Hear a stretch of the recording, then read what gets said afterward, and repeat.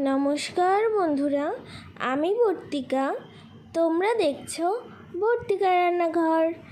আজ তৈরি করব আলু বেগুন দিয়ে বাইম মাছের তরকারি। তাহলে তোমরা দেখতে থাকো। উপকরণে রয়েছে সাদা তেল, বাইম মাছ, কাঁচা লঙ্কা, লবণ, গোটা জিরে, জিরে গুঁড়ো, হলুদ, আলু বেগুন লম্বা করে কেটে নিয়েছি। মিক্সিতে কাঁচা লঙ্কা পেস্ট করে নিলাম। কড়াইতে সাদা তেল দিয়ে দিলাম।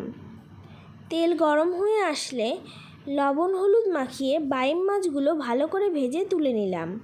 ওই তেলেই বেগুনগুলো ভেজে তুলে নিলাম।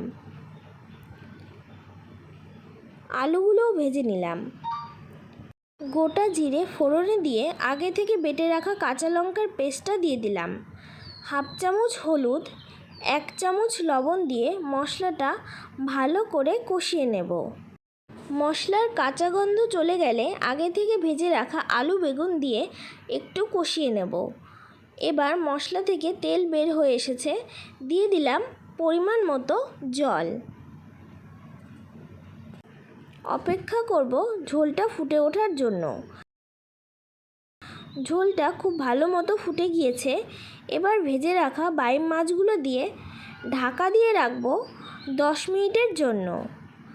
10 মিনিট পর ঢাকা তুলে হাফ চামচ জিরে গুঁড়ো দিয়ে নামিয়ে নিলেই তৈরি হয়ে যাবে আলু বেগুন দিয়ে বাইম মাছের তরকারি।